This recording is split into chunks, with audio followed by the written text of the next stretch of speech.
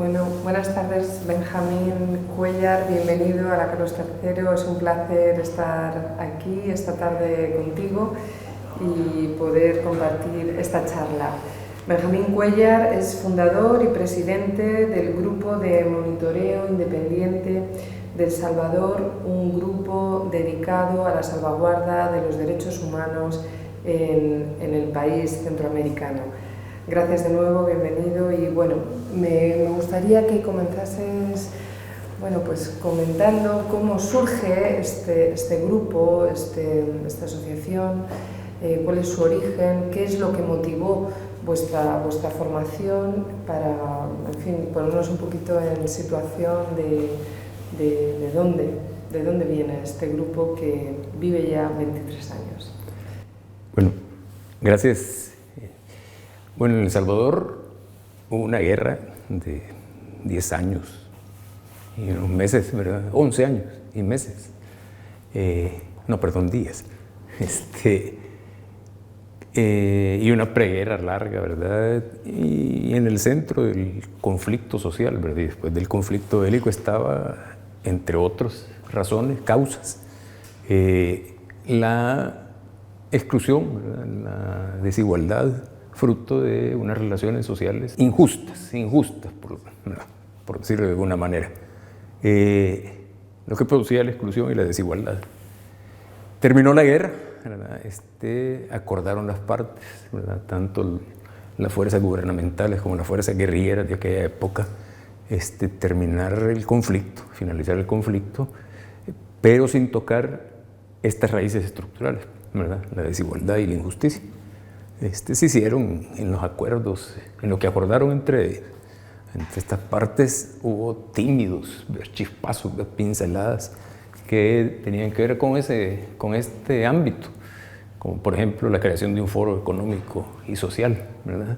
Que la guerra finaliza en enero de 1992 y en 1994 habían elecciones. Entonces el pretexto para desmontar ese foro económico y social, de concertación económica y social se llamaba, fue que venían las elecciones. Entonces, que eso podía enturbiar el ambiente. O sea, realmente la paz no llegó a El Salvador, ¿verdad? No solo por la cantidad de muertes que se siguieron produciendo y se siguen produciendo, muertes violentas, sino también por eso, porque las raíces estructurales quedaron intocables. En ese marco, en 1995, finales del 95 y principios del 96, fueron despedidos un grupo significativo de trabajadores y trabajadoras, sobre todo trabajadoras, ¿verdad? Que estaban formando parte y habían creado el sindicato de esa empresa. La empresa era Mandarin Internacional, que era una productora, ¿verdad? Que proveía, en la cadena de producción, ¿verdad? Estaba a través de unas empresas asiáticas, ¿verdad? Se proveía a Gap, a la marca, ¿sí? Entonces, cuando estaban a punto de alcanzar el 50% más uno de los miembros de los trabajadores y trabajadoras de la empresa, que es lo que le daba la posibilidad de firmar un contrato colectivo, que eso generaba una cantidad de derechos importantes para las trabajadoras y los trabajadores, fueron despedidos. Entonces eso generó un movimiento que nace desde la misma empresa, apoyado por sindicatos, ¿verdad? Y unas organizaciones de la sociedad, que, para resumirlo, ¿verdad?, no generaron un boicot, pero sí una campaña, ¿verdad?, en contra tanto de la empresa, ¿verdad?, y de los asiáticos, ¿verdad?, como de Gap. Pero hacia Gap era más una presión para que interviniera para resolver el conflicto, ¿verdad? Se planteó, lo que siempre se dice, ¿y cuáles violaciones de derechos laborales y de derechos humanos? Entonces, los trabajadores, las trabajadoras hicieron el intento de, exigieron que se creara, ¿verdad?, o que se generara una inspección, ¿verdad?, dentro de la empresa para que se demostraran esas violaciones de derechos laborales.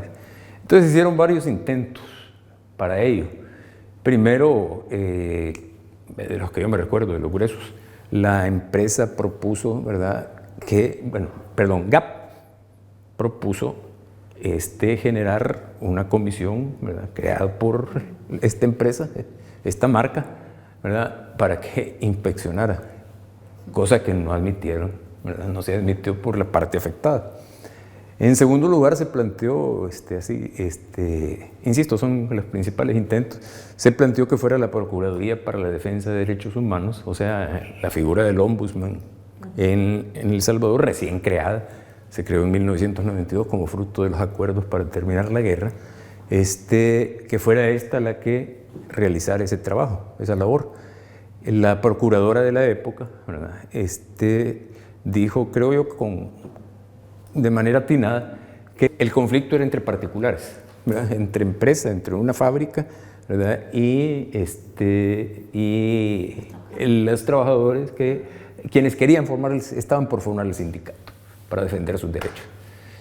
Entonces, no se quiso contratar también a una empresa como Pricewaterhouse, creo que era también, ¿verdad?, para que hiciera ese trabajo, y todo eso se fue rechazando hasta que se dijo, bueno, entonces que se crea algo independiente. Entonces, yo en esa época era director del Instituto de Derechos Humanos de la Universidad Centroamericana, de los jesuitas en El Salvador, y entonces se creó ese grupo, se formó ese grupo, que inicialmente tenía una visión temporal, ¿verdad?, provisional, solo para trabajar el problema de la fábrica de Mandarin, con la Oficina de Derechos Humanos del Arzobispado, ¿verdad?, de San Salvador, con la directora, con el Instituto de Derechos Humanos de la UCA, del cual yo era director, con el director del Centro de Estudios del Trabajo, que ya no existe, y la representación personal de un delegado del arzobispo, la representación personal a través de un delegado del arzobispo de San Salvador, ¿verdad?, un arzobispo que era del Opus Dei, ¿verdad? Sí, después de Monseñor Romero y de Monseñor Rivera y Dama, su sustituto, que fueron grandes arzobispos, uno es santo, Monseñor Romero ya. Nombraron a un arzobispo que venía del Opus Dei. Ya se imaginarán, ¿verdad?, las dificultades para la relación que teníamos internamente. Pero bueno, así nació. O sea, yo siempre digo que nació de una violación, de violación de derechos laborales, ¿verdad? Y que ni el padre ni la madre se querían hacer cargo de la criatura, ¿verdad? Y entonces la criatura tenía pocas posibilidades de crecer, ¿verdad? Y además habían otros agentes externos que querían que no naciera, ni siquiera que gateara, mucho menos que caminara. Así que esa es la génesis del GEMIES, que después adquirió vida propia y contra todos los pronósticos y los obstáculos, en marzo de este año cumplió 23 años de existencia. Yo lo creo ya. Bueno. Es la primera experiencia en el mundo, ¿verdad?, de este tipo de monitoreo independiente, ¿verdad?, de empresas, de sindicatos también, que se mostraron muy molestos también, veían como competencia, ¿verdad? Ya conocemos que el sindicalismo en América Latina, y en el caso salvadoreño, no es algo idílico, ¿verdad?, ni puro, ¿verdad?, como suele ser. Entonces, éramos atacados, a eso me refería, ni la madre, ni el padre, ni los parientes, ni las amistades. Entonces, fuimos atacados por sindicatos, por gobierno, por empresas, por todos. Suele pasar con los independientes, las estructuras no se suelen llevar del todo bien. Benjamín, ¿y qué casos, digamos, ya centrados en el tema de la industria textil, pues conoces o se han suscitado al hilo de este grupo o de grupos, digamos, parecidos? ¿Qué casos están siendo investigados, pero ya centrándonos en estos problemas concretos de industria textil? Sí, yo quiero decir de este mandarín, yo creo que es el caso emblemático. Después han habido diversos casos que incluso en la actualidad ya no son muchos los casos que se llevan, porque estas empresas, como las que mencionaba antes, ¿verdad? Multinacionales, ¿verdad? Se han dedicado a esto también, ¿verdad? Y quieras o no, los códigos de conducta han servido como herramientas para presionar a las marcas, ¿verdad? A las empresas locales, ¿verdad? Y a los intermediarios para que se respeten en alguna medida los códigos de conducta, ¿verdad? Pero y se aplica la responsabilidad social empresarial. O sea, son diversos casos los que han habido. O sea, muchas veces la responsabilidad social empresarial, no sé si en sus países, pero lo interpretan, ¿verdad?, los dueños de las empresas como filantropía, ¿verdad? Bueno, yo te contamino el río con los residuos tóxicos del proceso de producción, pero te regalo el uniforme para el equipo de fútbol del pueblo, ¿verdad? O el vestido y la carroza para la reina de las fiestas patronales. O sea, y con eso, aparte de decir que están cumpliendo con la responsabilidad social empresarial, se lavan la conciencia que no requieren mucho jabón, ¿verdad? No requieren mucho jabón. Pero bueno, y quiero partir de ese caso. Como digo, se hicieron muchos trabajos de este tipo, pero el caso de Mandarin, yo sí creo que hay que rescatar algo que para mí es importante en todo, ¿verdad? No solo en esto, pero específicamente en esto, por las características del proceso que se dio, es el tema de la imaginación y la pasión. Yo creo que de aquel tiempo a la fecha, al menos en el caso salvadoreño, ¿verdad?, hubo una proliferación de organizaciones no gubernamentales que asumen la representación de las víctimas, cosa que para mí es totalmente, ¿verdad?, censurable, porque las víctimas no necesitan ser representadas, necesitan que las acompañen, las asesoren con experticias que no tienen, como todo el tema jurídico, legal, ¿verdad?, procedimientos, etcétera, etcétera. Pero la representación la tienen las víctimas de violaciones de derechos humanos. Entonces, yo siempre sostengo que la imaginación y la pasión que hay que desplegar siempre en todos estos esfuerzos, ¿verdad?, las mató, al menos en El Salvador, la misión y la visión de las ONGs, de las llamadas ONGs, y eso es peligroso, ¿verdad? Yo creo que sí tienen su rol que jugar, ¿verdad?, pero no son el principal. El primer as de la baraja, ¿verdad?, para derrotar la impunidad es el víctimas protagonistas de la lucha en defensa de sus derechos, ¿verdad?, que no se detienen ante ningún obstáculo. Entonces eso generó experiencias como, por ejemplo, a mí me tocó dirigiendo eso, en ese tiempo era de hecho, no era presidente porque no estábamos legalizados, ¿verdad?, me tocó pararme enfrente de la patronal, ¿verdad?, y de todas las trabajadoras de la empresa y decirles, miren, si no resuelven, porque tardaron en resolver, el acuerdo que se había llegado era que retornaran, ¿verdad?, las trabajadoras y los trabajadores despedidos, que retornaran a su empleo. En ese tiempo no habían redes sociales, no habían todo esto, lo mucho que había era fax y Twitter, ¿cómo se llama?, Viper. Entonces convocar era, pero hubo que inventar formas de convocatoria con anuncios en la prensa, de los que se tenía dirección a ir a buscarlos, con anuncios en las radios, ¿verdad?, y llegó bastante gente, ¿verdad?, casi la mayoría regresaron, pero eso era producto de la imaginación y la pasión, pero hubo un momento en que, como no se cumplía la recontratación, yo les dije un poco, ¿verdad?, chantajeando.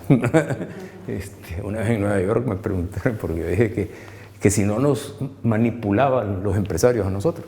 No, les dije, nosotros los manipulamos a ellos. Fue un escándalo que salió en el New York Times, decía Benjamin Cuellar, dice que manipulan a los empresarios. Pero una forma de decirles, miren, no, nosotros estamos del lado correcto, ¿verdad? Nosotros estamos apoyando a las trabajadoras y los trabajadores que están luchando por defender sus derechos. Entonces eso no nos vamos a dejar manipular por nadie. Tuve un momento que, sabiendo yo que era asustar, ¿verdad?, en México dicen con el petate del muerto, ¿verdad?, bueno, yo dije, miren, y llamé a GAP y les dije, mira, al contacto que teníamos con la parte de arriba, la gerencia, que si no llegaban a El Salvador al día siguiente a resolver ese problema, ¿verdad?, o sea, matábamos a la criatura. yo la iba a matar. Al día siguiente ahí estaba.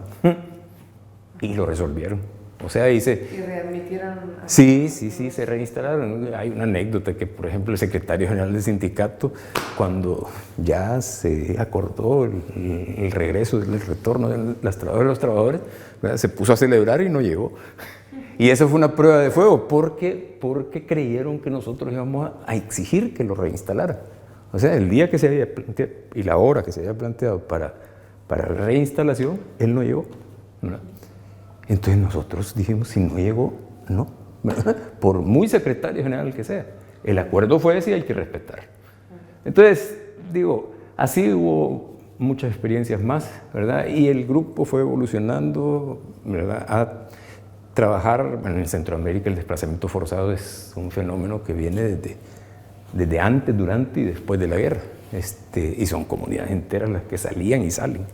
Entonces ya se fue incursionando en todo el tema de los derechos laborales de la población migrante, ¿verdad?, y los derechos humanos de sus familias también, que hay convenios internacionales, ¿verdad?, y tratados internacionales, que eso nos fue ampliando el horizonte, ¿verdad?, y ahora estamos en eso e incluso ya estamos también entrando en otros ámbitos. Pero bueno, eso es lo que podría contestar. Así, particularmente, experiencias concretas, hubieron muchas, ya no se está haciendo mucho de eso porque ya se fue ampliando el universo de casos y de entidades que se dedican a esto. Claro. Bueno, yo también quería aprovechar la presencia de la doctora Gallo, de Patricia Gallo, profesora de Derecho Penal en la Universidad de Buenos Aires y secretaria letrada de la Cámara Penal Federal, que tiene competencia en todos los temas de talleres textiles clandestinos. Quería aprovechar, con el permiso de Benjamín, un poco también una doble entrevista, una doble opinión, dado que sois personas expertas en este tipo de violaciones de derechos humanos relacionadas con la empresa textil. Y decía que uno de los temas que más nos preocupan a los teóricos, pero creo que tiene realmente una parte práctica muy interesante y muy importante, es el tema de la jurisdicción. ¿Qué jurisdicción debe o podría hacerse cargo de la investigación de casos que afectan a empresas textiles que cometen atropellos, abusos a los derechos humanos, o abusos laborales o trata en la, digamos, versión, en esa finalidad de explotación laboral? ¿Cuál sería la jurisdicción preferente o cómo podemos articular el problema de la jurisdicción?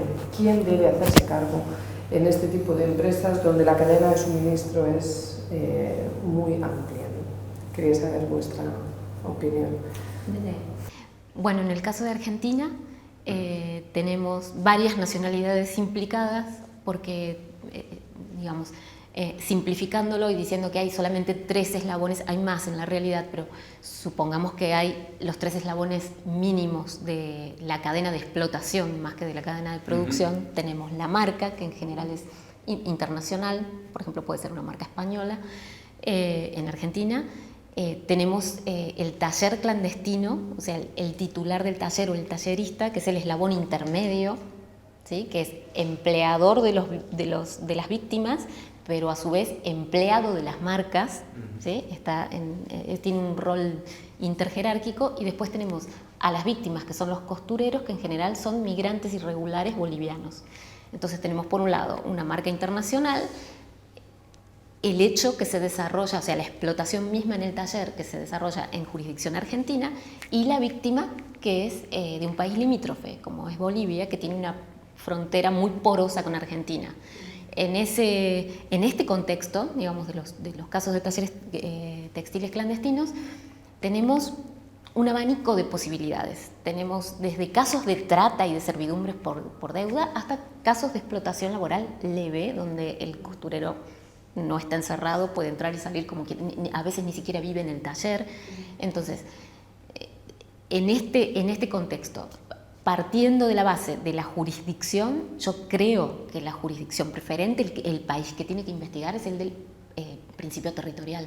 O sea, el hecho de la explotación se desarrolla en Argentina, el problema lo tiene principalmente Argentina, porque es el que brinda las condiciones para que se produzca la explotación. De hecho, viene el migrante de otro país, Argentina, porque le brinda esas condiciones, y viene la marca extranjera a aprovechar esas condiciones que brinda un Estado ausente, una falencia en lo que es la investigación, digamos, el funcionamiento de la inspección laboral, que es prácticamente nula. Bueno, una confluencia de situaciones que se dan para que esta producción sobre mano de obra esclava, muchas veces, y que produce nada más ni nada menos que el 80% de la indumentaria total en Argentina. ¿Qué quiere decir esto? Que no se trata solo de economía informal, sino que la economía formal se aprovecha de esta situación. La ropa que sale de los talleres del sudor, como decimos en Argentina, no solamente terminan vendidas en mercados informales, que, by the way, en Argentina tenemos el orgullo de tener el mercado informal más grande de Sudamérica, que es la salada. Bueno, no solo se venden ahí, se venden en los grandes centros comerciales, la misma prenda con la etiqueta de la marca 10 veces más cara que la misma prenda sin la etiqueta de la marca en el mercado de la salada. Entonces, volviendo a la pregunta inicial, para mí no hay ninguna duda que la que tiene que investigar es Argentina, que es principio territorial. Lo que pasa es que, claro, me ha encantado cuando has dicho Estado ausente. Claro, el problema es qué ocurre cuando el Estado, de lugar de comisión de derecho, se lava las manos o no se involucra en la investigación, y ahí el escenario es igualmente de impunidad, o muchas veces no se involucra, ojo, porque no puede, no tiene medios. Estoy pensando en países subdesarrollados, el tercer mundo, ¿no? O sea, que sobrecargar también a veces a estos países con estos temas, pues a lo mejor no es la estrategia idónea, porque al final vamos a llegar al punto de salida, que es una total impunidad, unos derechos humanos quebrantados, violados, y no hablamos de delitos medios o de delitos menos graves, sino que hay en ocasiones donde estamos hablando de atentados a derechos humanos de primer nivel, ¿no? Entonces, a mí estoy muy de acuerdo, me parece muy correcto. O sea, creo que el Estado territorial, por la inmediación que va a tener y esa capacidad de ordenar un proceso penal, es el llamado a, pero en caso de que no lo haga, sí, ahí, no sé, también... En el caso salvadoreño, del Triángulo Norte, Centroamérica, son países donde reina la impunidad, casi totalmente, porque depende quién es la víctima y quién es el victimario. O sea, si la víctima tiene poder, porque todo este asunto es un problema de poder, ¿verdad? Yo nunca he visto a un poderoso que negocie con un débil, ¿verdad? Y que negocie, que acuerde y que cumpla los acuerdos. Tiene que haber otro poder enfrente, y ese poder se construye. Hay que construirlo. Entonces, países donde si el imputado o el presunto responsable de las violaciones de derechos humanos tiene el poder, ¿verdad? No lo van a tocar. Pero sí, él ha sido víctima, ¿verdad? Entonces, por ejemplo, en el caso de los derechos laborales, ¿verdad? De una huelga que es declarada por ese Estado ausente, en parte porque está presente cuando hay que defender a los poderosos, ¿sí? Entonces declara la huelga ilegal, ¿verdad? O sea, entonces interviene el Estado. Sí. Bueno, una posibilidad remota, porque la verdad que sería, no sé, es una expresión de deseo más que otra cosa, es la posibilidad de una jurisdicción regional, ¿no? Latinoamérica tiene muchos problemas, o sea, más allá de tener estos problemas que están muy lejos de ser un bloque homogéneo, por eso pasan estas cosas, ¿no? Porque, bueno, hay países como Bolivia o como Perú, que son los que proveen los trabajadores, porque realmente tienen muchos problemas de pobreza y de desempleo, y está Argentina, por otro lado, que es el que brinda una fácil inserción del migrante irregular en la economía informal, que después es aprovechada por la economía formal. Entonces, más allá de estas diferencias, no Sudamérica, Latinoamérica es, digamos, tiene una posición vulnerable, endeble frente a las empresas multinacionales, y en bloque deberían unirse, no sé, coordinar acciones, equilibrar estándares de seguridad para defenderse en bloque, ¿no? Esa sería una posibilidad, porque es tan vulnerable que justamente tan vulnerable, y además tiene tantas lagunas normativas, no tiene, bueno, en particular el delito contra la seguridad de los trabajadores es algo completamente exótico en Latinoamérica, no tiene claros, no tiene, digamos, muy clara la frontera del riesgo permitido, del riesgo laboral permitido, y tampoco tiene un mecanismo como el derecho penal para hacerla respetar.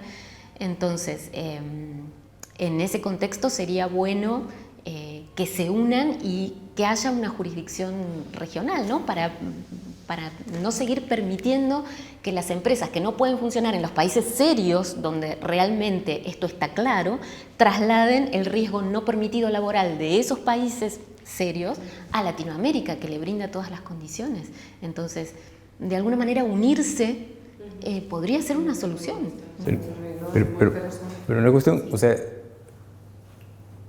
Guatemala, Honduras, Nicaragua, incluso, no, Guatemala, Honduras y Nicaragua, ¿verdad?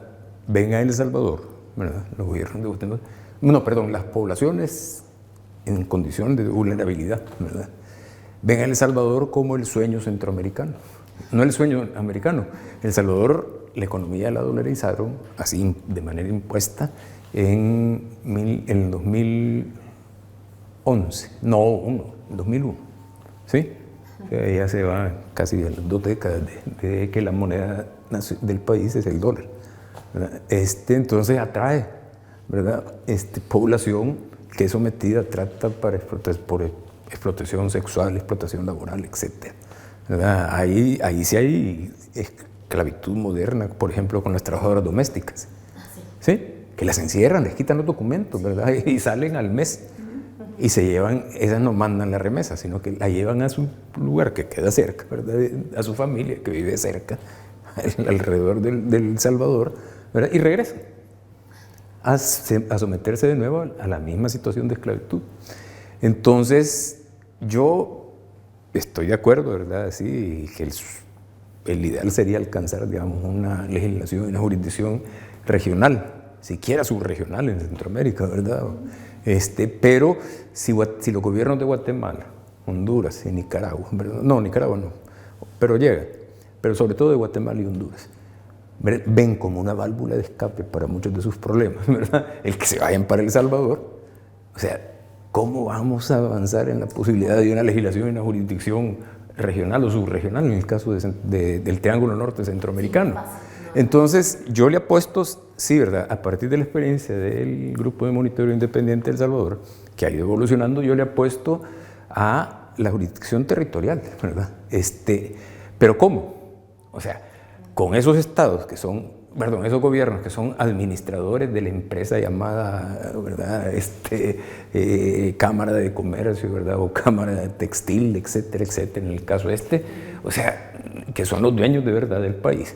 Entonces, es difícil que se normen, ¿verdad? Se aprueben normas que favorezcan a los trabajadores y los trabajadores en estas condiciones y que se aplique la norma. Además, porque una cosa es reconocer los derechos y otra cosa es respetarlos. Es diferente. Está claro que el Estado territorial en estos casos puede no tener interés en la persecución. Pero hay que plantearse algo que nosotros lo planteamos con el efecto boomerang. O sea, así como se acabó la guerra en El Salvador, la guerra en El Salvador se acabó porque la gente ya no aguantaba, pero eso no era suficiente, ¿verdad? Había que buscar la solidaridad internacional, ¿verdad? Y la asociación con país, con gobiernos, ¿verdad? Que sí estuvieran en consonancia con eso, por sus intereses, ¿verdad? O por respeto a los derechos humanos. Y eso hace que se presione a los gobiernos para que cumplan.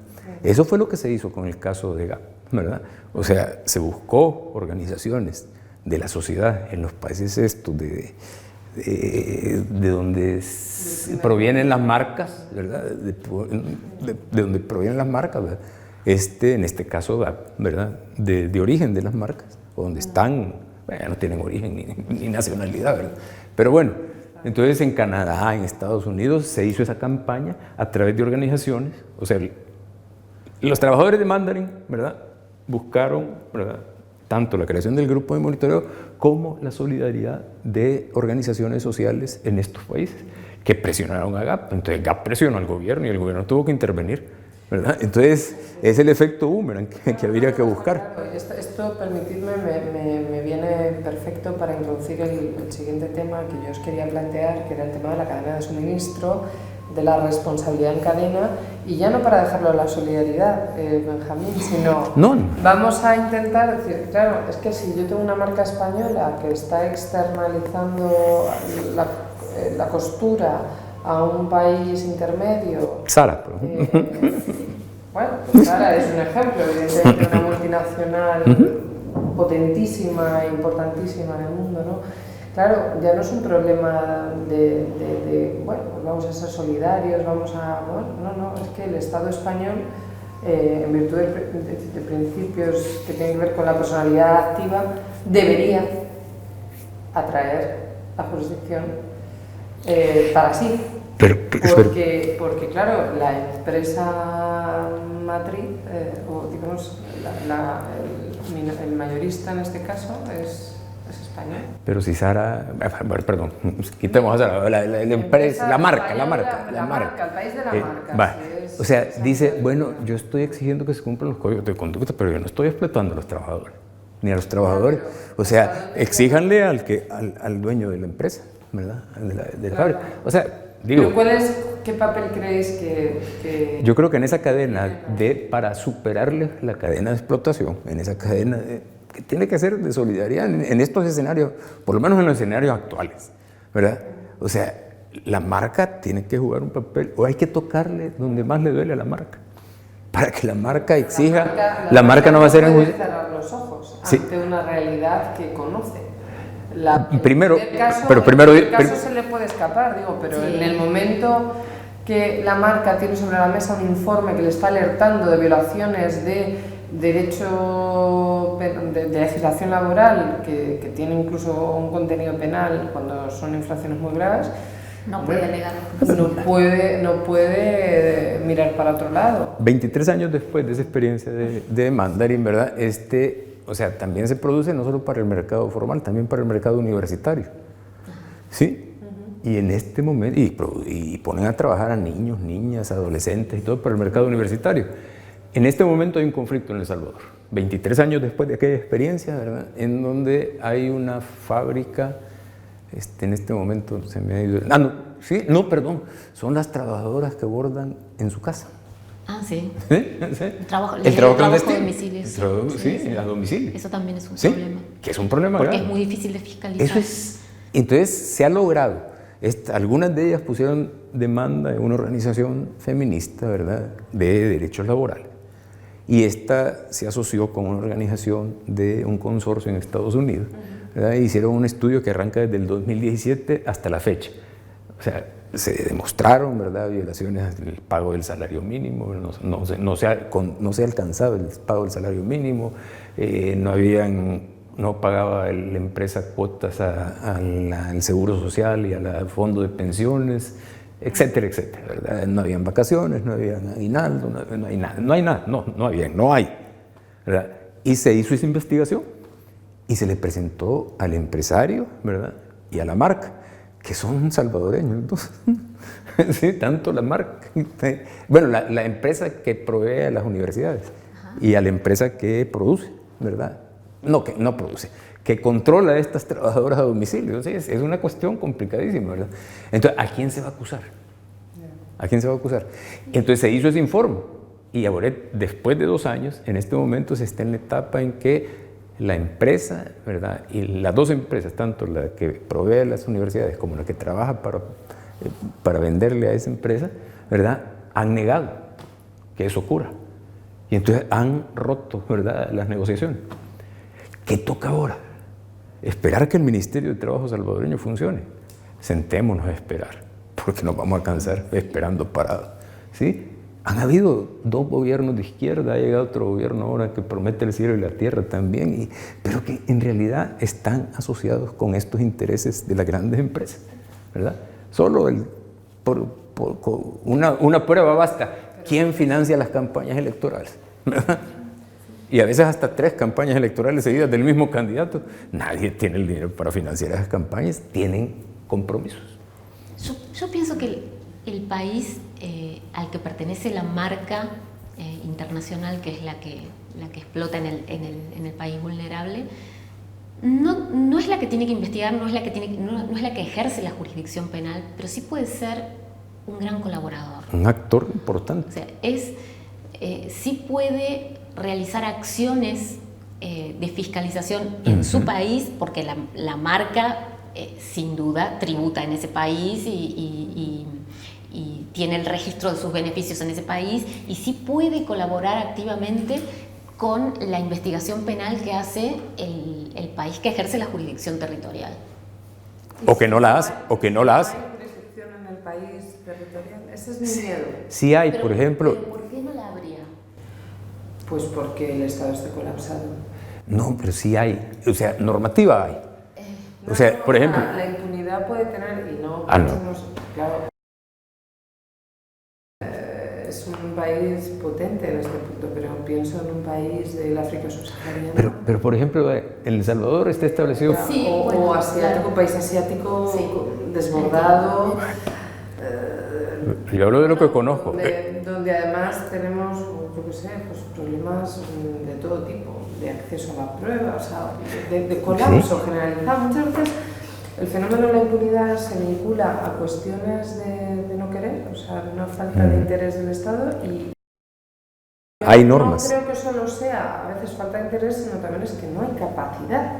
Esta es una variable que también hay que entender, porque si a duras penas pueden perseguir los homicidios, ¿cómo les vamos a pedir que investiguen delitos de menor gravedad, ¿no? Entonces, esto también no sé. Bueno, en un caso extremo... Pero son jurisdicciones y competencias diferentes. Por ejemplo, a lo penal, al tema penal, ¿verdad? En materia de derecho a la vida, a la libertad, estamos hablando, por ejemplo, del salario mínimo, eso está normado, ¿verdad?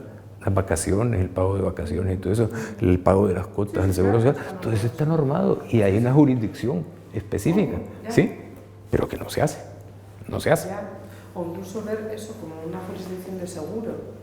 Si en lugar de comisión del hecho abre un procedimiento penal, perfecto, pero si no lo hace, ¿qué papel juega ahí el Estado de la marca? Ahí podría establecerse una relación de subsidiariedad. Sí, ¿no? sí. En un caso extremo como ese, sí. Claro. Y si fuera un caso extremo realmente de trabajo esclavo, principio universal también. Principio universal. Sí.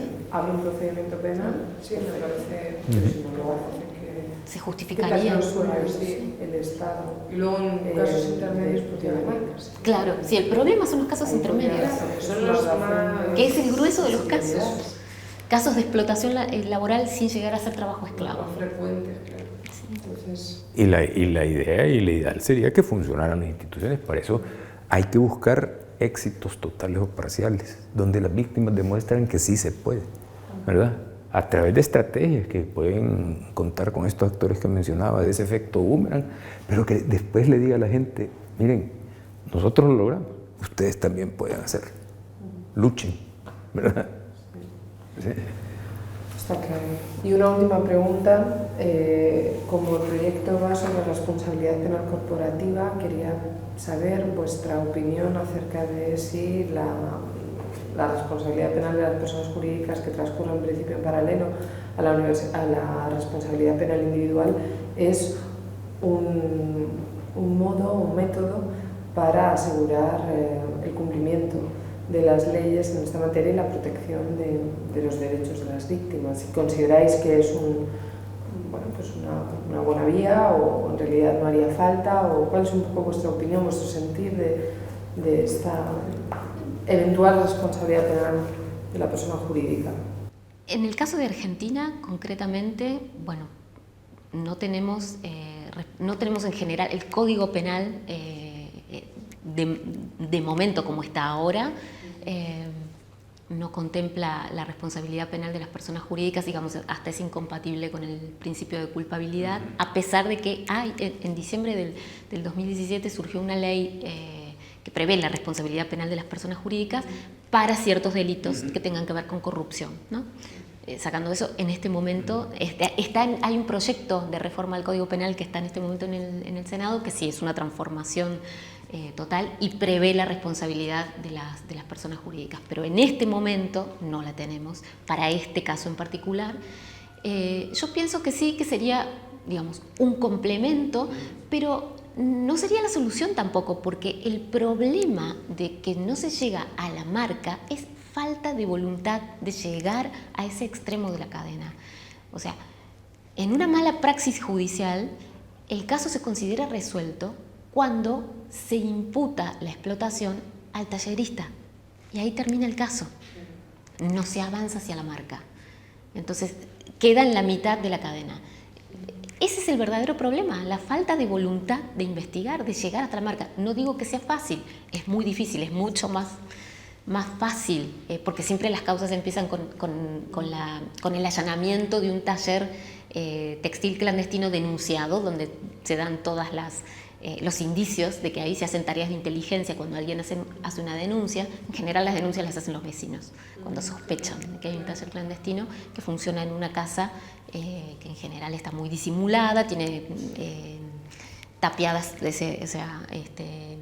tienen como un muro delante de la casa, no se ven las ventanas, no se ve lo que hay adentro, pero hay ruidos característicos, hay movimientos característicos muy propios de los talleres clandestinos y bueno, terminan denunciando los vecinos.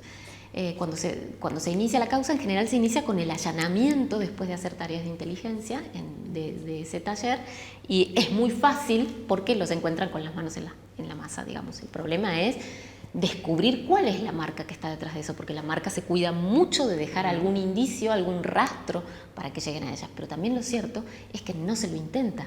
Nosotros como tribunal de alzada, que somos los que revisamos los procesamientos que vienen de primera instancia, yo hace más de 12 años que veo este tipo de casos y nunca he tenido un caso donde se llegó a la marca. Nunca la causa ha vuelto después de que nosotros la devolvemos con una consigna para el instructor, para el juez instructor, diciéndole reoriente la investigación. Bueno, está bien, ya procesó al tallerista, ok, confirmamos el procesamiento, pero la causa no termina acá. Siga investigando la cadena de explotación hasta llegar a la marca. Nunca vuelve esa causa. Esa causa termina y muere, bueno, pasa a juicio oral, a la segunda parte, solo respecto del tallerista, del explotador directo, pero nunca se llega a la marca. Y eso es porque no hay voluntad de investigar. Entonces, el hecho de que de que se prevea la responsabilidad penal de la persona jurídica, en este escenario no va a cambiar nada. Sí, porque si tampoco podríamos acudir a la responsabilidad penal individual y no aplicamos, con lo cual lo otro. Bueno, ahí lo que pasa es que tendríamos que evidenciar si son problemas de falta de una contribución objetiva, un hecho ajeno, si es ajeno ese hecho, los problemas que tienen que ver con la falta de dolo, pero sí, efectivamente, aquí hace falta un esfuerzo y yo creo que lo que hay que tener claro es que quien pone en funcionamiento una empresa textil o una marca que va a externalizar la fabricación en un tercer país, tiene unos deberes de garantía que tiene que cumplir. No digo que el primer acto de explotación sea el que motive la apertura de un procedimiento, pero evidentemente son situaciones que se dilatan espaciotemporalmente y que tienen una reiteración en el tiempo que creo que podrían, teniendo en cuenta esa fenomenología de los casos, pues podríamos a partir de ahí extraer la responsabilidad penal de esa marca, ¿no? Por lo menos del Consejo de Administración, o por lo menos intentarlo, digo, abrir investigaciones, pero sí. Estoy muy de acuerdo, me ha encantado. ¿Y cuando el taller clandestino esté en la casa de la trabajadora? Eso, eso es mucho más complicado. No hay Claro, indicios, patrón, ruidos, no es hay... que no hay patrón. Es que en Ajá. realidad son casos de autoexplotación. ¿Sí? Claro. Es muy difícil. No sé si de fiscalizar autoexplotación o eso. una explotación. O habrá un ¿verdad? intermediario que sea para... Entonces, Sí, claro. así que como se la aprovecha cadena... de la situación de vulnerabilidad. Así como la cadena de explotación, ¿verdad? Hay varios actores, ¿verdad? Entonces, y se complementan. Entonces, la cadena para combatir, tiene que haber una cadena para combatir esa Claro, cadena de explotación, claro, sí, sería lo ¿verdad? ideal. Como actores y procedimientos que se complementen Sería lo ideal. dentro y fuera de los países. Claro, sí, sí. Bien, muy interesante, ha sido un placer teneros Bueno, pues, aquí, un gusto. de verdad. Patricia, Gracias. Benjamín, muchas gracias. No, gracias y, a A ustedes, y nada, seguiremos conversando a De lo acuerdo. largo de estas sesiones del proyecto. de acuerdo.